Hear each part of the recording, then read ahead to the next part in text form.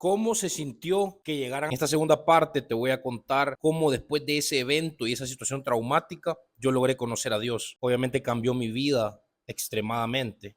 Se llevaron a mi papá y mis hermanos y yo estábamos metidos en un problemón que teníamos que ir a dirigir y administrar las empresas. En ese momento yo estaba desesperado.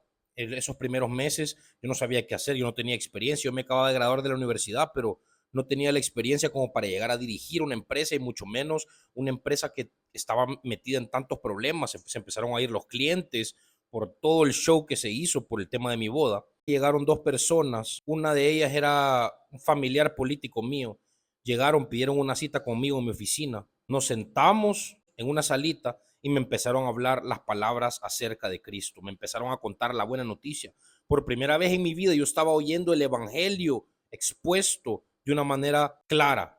Claro que yo había oído gente evangelizando, claro que ya mucha gente me había tratado de contactar antes, hasta familiares o amigos, para que yo tratara de creer en Dios, pero este fue el momento indicado y perfecto. Yo estaba listo, yo estaba desesperado, mi fuerza humana ya se había terminado, entonces acepté al Señor en ese momento. Después empezó una situación de gozo inexplicable en mi vida. Me empecé a congregar, llegaba a la iglesia, oía las alabanzas y me ponía a llorar, pero no de la tristeza por la situación difícil que estaba pasando mi familia y yo, sino de gozo, gozo de que cómo este Dios tan poderoso me está salvando, cómo este Dios tan poderoso me está dando su amor. Yo empecé a crecer y a crecer y a crecer en la palabra, empecé a aprender la palabra de Dios, empecé a obsesionarme con estudiar la Biblia.